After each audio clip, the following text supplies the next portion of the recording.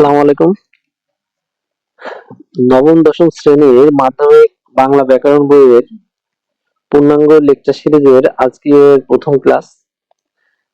আপনারা দেখতে পাচ্ছেন যে এখানে আমার লেকচারটা যে স্লাইডে সাজাইছি সেই স্লাইডটা নবম দশম শ্রেণীর বাংলা বইয়ের উপরে এবং বাংলা ব্যাকরণ যে বইটা আছে সেই বইয়ের যে গুরুত্বপূর্ণ তথ্যগুলো রয়েছে সেই গুরুত্বপূর্ণ তথ্যগুলো দিয়ে এই স্লাইডটা তৈরি করা হয়েছে। এইগুলো আপনার বইয়েও আপনি পাবেন। আপনি নবম দশম শ্রেণীর বইয়ে অবশ্যই এগুলো মার্কিং করে রাখবেন এবং এই ক্লাসটি শেষে আপনার কাছে পড়াটা অনেক সহজ লাগবে এবং সহজে মনে থাকবে। কারণ আপনি যে কোনো চাকরির বা অ্যাডমিশন বা হচ্ছে ক্লাসের নবম দশম মাধ্যমিকের আপনি যদি ক্লাস করতে যান বা যে কোনো জায়গায় এই যে কোনো চাকরির পরীক্ষায় কিন্তু আপনাকে বাংলা ব্যাকরণের প্রথম হচ্ছে বলবে নবম দশম শ্রেণীর বইটি আগে শেষ করুন। যে কোনো অভিজ্ঞ যারা আছে তারা কিন্তু আগেই নবম দশম শ্রেণীর বাংলা ব্যাকরণ বইটি শেষ করতে পারবে এবং নবম দশম শ্রেণীর এই বাংলা ব্যাকরণ বইটি শেষ করা নতুনদের জন্য, যারা বাংলার স্টুডেন্ট না, যারা ব্যাকরণে দুর্বল, তাদের জন্য খুবই কঠিন লাগে এবং এগুলো আসলে মুখস্থ করার বিষয় না, এগুলো বোঝার বিষয় এবং জানার বিষয়। হ্যাঁ, এগুলো আপনাকে জানতে হবে এবং বুঝতে হবে। আমার এই ক্লাসের মাধ্যমে আমরা এগুলো সহজে বুঝবো এবং জানবো। আজকে আমাদের প্রথম ক্লাস এবং ক্লাসটা আমরা শর্ট শর্ট ক্লাস করব, পাঠ করব, তবে হচ্ছে ক্লাসগুলো একটু ধীরে ধীরে আগাবো, কারণ আমরা ভালো করে বুঝে আগানোর চেষ্টা করব। তো আমি প্রত্যেকটা ক্লাসে যে নবম দশম শ্রেণীর যে অনুশীলনী কুইজ গুলো আছে সেগুলো এর ভিতর থেকে আমি দেখাবো যে এই বইয়ের ভিতর থেকে আপনার ওই কুইজ গুলোর অ্যান্সার আপনারা পাবেন এবং এই বইয়ের মূল মূল প্রশ্নগুলো আপনারা কুইজে আছে। তো আজকে আমরা ক্লাসে ঢুকে যাই সরাসরি। ভাষা ও বাংলা ভাষা। ভাষা হচ্ছে পৃথিবীর সব ভাষা, আর বাংলা ভাষা হচ্ছে শুধু বাংলা ভাষাকেই বোঝাচ্ছে। তো আমরা এখন ভাষাটা হচ্ছে আলোচনা করব। তো ভাষা কাকে বলে? ভাষা হচ্ছে বাক প্রত্যঙ্গ দিয়ে মনের ভাব প্রকাশ করে তাকে ভাষা বলে। এখন দেখেন, আমি শর্টে যদি বলি, এই যে মনের ভাব প্রকাশ করে যে সেই ভাষা, তাহলে এইটাকে যদি আরো বিস্তার ভাবে বলি যে বাক প্রত্যঙ্গ বা বাকযন্ত্র দিয়ে মনের ভাব প্রকাশ করে তাকে ভাষা বলে। এবার দেখেন যে বাকযন্ত্র বা বাক প্রত্যঙ্গ কোনগুলো। বাকযন্ত্র হচ্ছে, বাক হচ্ছে কথা এবং যন্ত্র হচ্ছে কথা বলার যন্ত্র। তাহলে এই বাকযন্ত্র হচ্ছে কথা বলার যন্ত্র। এবার আমরা কথা বলার সময় কথাটা যে সৃষ্টি করে সেই বাকযন্ত্র। আমি বাকযন্ত্রের একটা ক্লাস অলরেডি দিয়েছি এর আগে, আমার প্রথম ক্লাস ছিল। তারপরে আমি একটু বাকযন্ত্র সম্পর্কে বলি।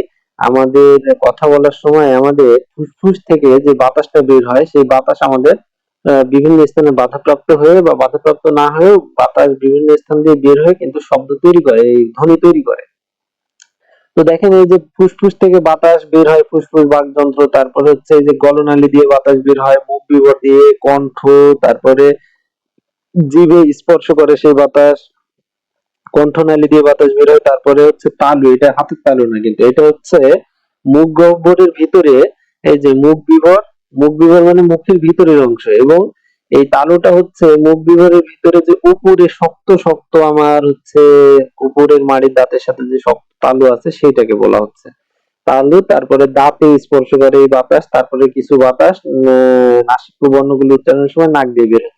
তাহলে এগুলো সবই বাক প্রত্যঙ্গ এবং এগুলো সবই হচ্ছে বাকযন্ত্র। এই বাকযন্ত্র বা বাক প্রত্যঙ্গ দিয়ে মনের ভাব প্রকাশ করে তাকে, বাক্যের সমষ্টিকে ভাষা বলে বা তাকে ভাষা বলে। এখন আপনি বিভিন্ন পশু পাখির ডাককে কিন্তু আপনি ভাষা বলতে পারেন না। তারা দেখা যাচ্ছে তাদের অনুভূতি প্রকাশ করে, তারা ধ্বনি উচ্চারিত করে, তারা অনুভূতি প্রকাশ করে, কিন্তু সেই ধ্বনিকে আপনি বাকধ্বনি বলতে পারবেন না। বাকধ্বনি তখনই হয় যখন সেটা বাকযন্ত্রের মাধ্যমে হয়, মানে আমাদের এই যে যে বাক প্রত্যঙ্গ গুলো বললাম এই বাক প্রত্যঙ্গের মাধ্যমে হয় এবং তার অর্থবোধক যে ভাবটা থাকে সেটাকেই ভাষা বলি। আমরা ভাষা বুঝলাম। এবার দেখেন শব্দ। শব্দ হচ্ছে শব্দ বলতে আমরা বুঝি এই যে এটা একটা শব্দ, এটা একটা শব্দ। তার মানে শব্দ হচ্ছে ও কি কয়, এক বা একাধিক ধ্বনির, এক বা একাধিক ধ্বনির সমন্বয়ে তৈরি হয়। তাহলে এক বা একাধিক ধ্বনির সমন্বয়ে শব্দ তৈরি হয়। দেখেন এই হয়ে, হ একটা ধ্বনি, উন্তস্ত একটা ধ্বনি, এই দুইটা ধ্বনির সমন্বয়ে কিন্তু একটা শব্দ তৈরি হয়েছে হয়। আবার আমি যদি বলি শুধু হ, এটাও কিন্তু একটা ধ্বনি আবার একটা শব্দ। যেমন বললাম দূর হ, তাহলে এই যে হ কিন্তু ক্রিয়ার কাজ করছে। তাহলে এইখানে হ কিন্তু একটা শব্দ হয়ে গেছে এবং একটা ধ্বনি দিয়ে, এবং শব্দের গুচ্ছ দিয়ে বাক্য গঠিত হয়। তাহলে বাক্য কিন্তু শব্দের গুচ্ছ, মানে দেখেন যে অনেকগুলো শব্দের সমন্বয়ে বাক্য গঠিত হবে। এখানে একটা শব্দ, এখানে একটা শব্দ, তিনটা, চারটা, পাঁচটা, ছয়টা, তাহলে ছয়টা শব্দ দিয়ে কিন্তু একটা বাক্য হয়েছে। বাক্য একটা মনের ভাব প্রকাশ করে, একটা কথা পূর্ণাঙ্গ প্রকাশ করে। দেখেন শব্দের গুচ্ছ দিয়ে বাক্য গঠিত হয়, পূর্ণাঙ্গ প্রকাশ করছে। এইবার বাক্যের কিন্তু তিনটা গুণ থাকা আবশ্যক। যদি ওই তিনটা গুণ না থাকে, আসক্তি, যোগ্যতা, তারপরে আকাঙ্ক্ষা, তাহলে সেটা বাক্য হয় না। তাহলে মনের ভাবটা ঠিকঠাক প্রকাশ করতে পারে না যদি ওই তিনটা গুণ না থাকে। আমরা পরবর্তী যখন হচ্ছে বাক্য অধ্যায় পড়তে যাবো ওইগুলো সম্পর্কে আলোচনা করবো। তারপরেও আমরা টুকটাক করে ওইগুলো সম্পর্কে একটু শুনে রাখি, তাহলে আমাদের কাছে পরবর্তী যে সহজ লাগবে। তো আমরা বাক্য বুঝলাম, শব্দও বুঝলাম। এবার দেখেন যে ভাষা মুখে বলা এবং কানে শোনার বিষয়। তাহলে ভাষা, আমি যে এই যে কথা বলছি আমার কিন্তু ভাষায় প্রকাশ করছে, তাহলে আমি মুখে বলছি এটা, এবং আমি যখন লিখবো তখন কিন্তু সেটাকে আর ভাষা বলবে না, সেটাকে বলবো বাক্য। আমি বাক্য লিখলাম, এবং এটা কিন্তু ভাষাটা কিন্তু কানে শোনার বিষয়। আপনি বাক্যটা কিন্তু কানে শোনার বিষয় না, কারণ বাক্য আপনি লিখছেন বা আমি এই যে এগুলো লিখছি, অনেকগুলো বাক্য লিখছি, এগুলো কি আপনি কানে শুনতে পাচ্ছেন? পাচ্ছেন না। আমি যখন মুখে এটা ভাষা বলছি তখন কিন্তু আপনি কানে শুনতে পাচ্ছেন। তাহলে ভাষাটা হচ্ছে মুখে বলার এবং কানে শোনার বিষয়, কিন্তু কালক্রমে লেখা ও ছাপার সঙ্গে চোখ দিয়ে পড়ার বিষয়ে পরিণত হয়েছে। যেমন প্রথমে যখন ভাষা তৈরি হয় তখন কিন্তু মানুষের মুখ থেকে ভাষা সৃষ্টি হয়েছে, কিন্তু আস্তে আস্তে এটা কিন্তু বই এবং ছাপার সঙ্গে যুক্ত হয়েছে, তার মানে লেখার সাথে যুক্ত হয়েছে, এবং এই লেখার সঙ্গে যুক্ত হওয়ার পরেই কিন্তু এটা চোখ দিয়ে পড়ার বিষয় হয়েছে। কারণ এখন আমি চোখ দিয়ে পড়তে পারছি এই লেখাটা, কিন্তু আপনি শুনতেও পাচ্ছেন না, বা হচ্ছে এটা মুখে কোনো আওয়াজও করছে না, তাহলে এটা বলার ও শোনার বিষয় না, কিন্তু এটা দেখার বিষয়। তার মানে বর্ণ হচ্ছে দেখার বিষয়।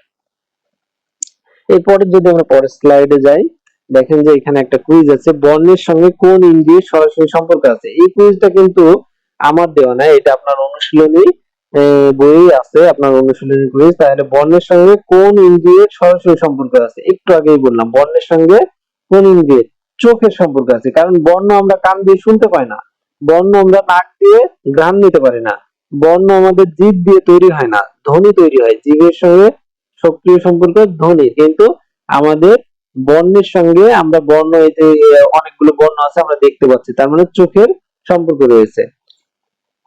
এরপর স্লাইডে যদি আমরা যাই, দেখেন যে ভাষা ও বাংলা ভাষা। দৃষ্টি ও শক্তিহীনদের জন্য ব্রেইল পদ্ধতি, বাক শক্তিহীনদের বোঝানোর জন্য ইশারা ভাষা। সাধারণভাবে ভাষা বলতে মুখে উচ্চারিত রূপই বোঝায়। স্থান, কাল, পরিবেশ ভেদে ভাষাও আলাদা হয়ে ওঠে। তাহলে আমরা দেখতে পেলাম যে হচ্ছে ব্রেইল পদ্ধতিতে দৃষ্টি শক্তিহীনদের জন্য কিন্তু ব্রেইল পদ্ধতির ভাষা পদ্ধতি সৃষ্টি করা হয়েছে। এটা হচ্ছে অনেকটা উঁচু নিচু একটা পদ্ধতি, অন্ধরা হাত দিয়ে নেড়ে বুঝতে পারে, ভাষাটা বুঝতে পারে যে তাদের জন্য উঁচু নিচু একটা সংকেত করা আছে। এবং বাক শক্তিহীন যারা কথা বলতে পারে না তাদের জন্য ইশারা ভাষা, যারা কথা বলতে পারে না তারা হাত দিয়ে ইশারা করে, তারপরে মুখ দিয়ে ইশারা করে, তারা বিভিন্ন ইশারা দিয়ে তাদের মনের ভাবটা প্রকাশ করে। মানে এটা ভাষা তো আমরা জানি মনের ভাব প্রকাশ করে, তাহলে এই ইশারার মাধ্যমে তারা বাকশক্তিহীনরা মনের ভাব প্রকাশ করে। আর সাধারণভাবে ভাষা বলতে আমরা কি বুঝি? আমরা ভাষা বলতে গেলে মুখে উচ্চারিত রূপই বুঝি। এটা আমরা সবাই বুঝি যে আমরা ভাষা বলতে আমরা সাধারণভাবে মুখে উচ্চারিত বুঝি। যে যদি কাউকে ভাষার কথা বলা হয় তাহলে আমরা প্রথমে আমাদের মনের ভিতর কল্পনায় কিন্তু এই মুখে উচ্চারিত রূপই চলে আসে। এবার দেখেন যে স্থান, কাল, পরিবেশ ভেদে ভাষাও কিন্তু আলাদা হয়ে ওঠে। স্থান, কাল, পরিবেশ ভেদে ভাষা কিন্তু আলাদা হয়ে ওঠে।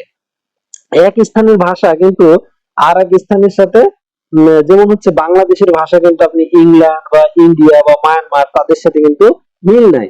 তার মানে স্থান ভেদে ভাষার কিন্তু পার্থক্য আছে। কাল মানে সময়, সময় ভেদেও ভাষার পার্থক্য হয়ে যায়। যেমন হচ্ছে 1000 বছর আগের ভাষা আর এখনকার ভাষা কিন্তু এক নাই। যেমন আপনি যদি দেখেন যে 1000 বছর আগের সাহিত্য চর্যাপদ, চর্যাপদে ভাষা আর বা এখনকার বাংলা ভাষা কিন্তু এক নাই। মধ্যযুগের শ্রীকৃষ্ণ কীর্তন বা মঙ্গল কাব্যের ভাষা কিন্তু এখনকার বাংলা ভাষা এক নাই। তেমন সময়ের পরিবর্তনের সাথে ভাষারও পরিবর্তন হচ্ছে। এবং পরিবেশ, এক এক পরিবেশে গেলে আপনি পার্শ্ববর্তী মনে করেন যে হচ্ছে ইন্ডিয়া দেখা যাচ্ছে বিভিন্ন অঞ্চলে বাংলা ভাষা আছে, কিন্তু এই সময় পরিবেশের পার্থক্যের কারণে কিন্তু ভাষার পরিবর্তন হয়ে গেছে। এমনকি চট্টগ্রাম বা ঢাকার ভাষার সাথেও দেখা যাচ্ছে একটা পার্থক্য রয়েছে, বা আমাদের খুলনার ভাষার সাথে কুষ্টিয়ার ভাষার সাথে একটা পার্থক্য রয়েছে। কারণ হচ্ছে পরিবেশ, এক এক পরিবেশে ভাষা কিন্তু একটু আলাদা হয়ে যায়। তো বর্তমান পৃথিবীর প্রধান ভাষাগুলোর মধ্যে রয়েছে, বর্তমান পৃথিবীর যে প্রধান ভাষাগুলো রয়েছে এগুলো মনে রাখার জন্য আমাদের বাংলা ভাষায় এই যে বিভিন্ন ভাষা থেকে শব্দ আসছে না, হ্যাঁ, সেই শব্দগুলো যে যে ভাষা থেকে আসছে সেগুলো সবই প্রধান ভাষা। দেখেন যে আমাদের বাংলা ভাষা চীনা ভাষা থেকে এসেছে চা চিনি, ইংরেজি ভাষা থেকে এসেছে প্যান্ট শার্ট, তারপরে হিন্দি ভাষা থেকে আসছে তারপরে হচ্ছে হিস্পানি, আরবি ভাষা থেকে আসছে, বাংলা ভাষা তো বাংলা আছে, পর্তুগিজ ভাষার অনেক শব্দ আছে, রুশ শব্দ আছে, জাপানি শব্দ আছে রিক্সা, তারপরে জার্মান শব্দ আছে হচ্ছে কিন্ডার গার্ডেন, এবং হচ্ছে ফরাসি শব্দ আছে, তামিল শব্দ আছে, তুর্কি শব্দ আছে, উর্দু শব্দ আছে, ফার্সি শব্দ আছে, মানে এই সব শব্দগুলোই আছে। কোরিয়ান শব্দ আছে, যেগুলো খুবই কম দেখা যায়, হিস্পানি কোরিয়ান, কিন্তু এইসব শব্দগুলো আছে, তার মানে এগুলো হচ্ছে ভাষা, প্রধান ভাষা। এরপরে আমরা আবার একটা কুইজ আছে, দেখেন ব্রেইল পদ্ধতি ব্যবহার করে কোন ব্রেইল পদ্ধতি ব্যবহার করে কারা? ব্রেইল পদ্ধতি ব্যবহার করে দৃষ্টি শক্তিহীনরা। আমরা তো আগেই বুঝলাম যে ব্রেইল পদ্ধতি উঁচু নিচু একটা পদ্ধতি, এটার মাধ্যমে দৃষ্টিহীনরা ভাষাটা ব্যবহার করতে পারে। তাহলে আজকের ক্লাস প্রথম পার্টটা এই পর্যন্ত, দ্বিতীয় পার্ট দেখার জন্য আমন্ত্রণ রইল। ধন্যবাদ সবাইকে।